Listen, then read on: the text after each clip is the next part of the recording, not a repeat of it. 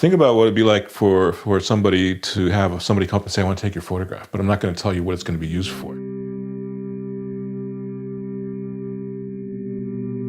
So how do you connect to those faces? And why did they pose for Edward Curtis? These were all questions that I wanted to answer. I couldn't answer them because I couldn't talk to them.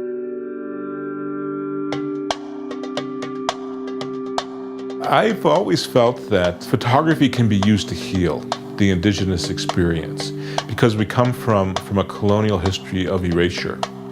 And the camera really became my battleground in that sense.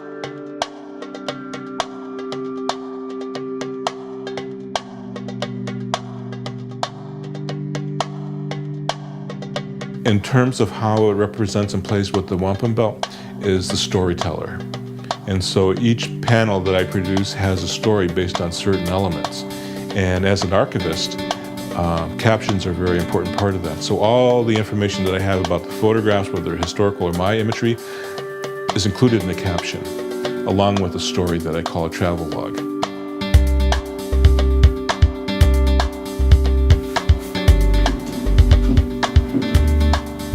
And this one here is the new one that I'm using for the next series of work.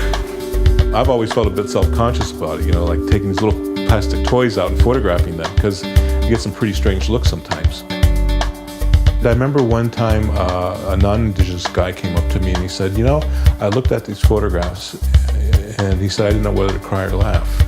I said, that's a perfect response because it's supposed to have both of those in there.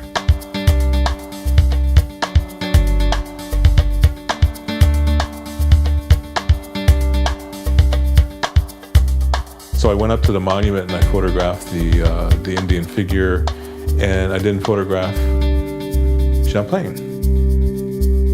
People started coming up and posing for me on the platform.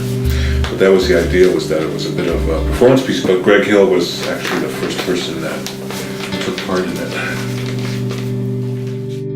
What you choose to photograph is so fundamental to having a voice. I like working with all people. To me, it's just not about being indigenous. It's about being human beings.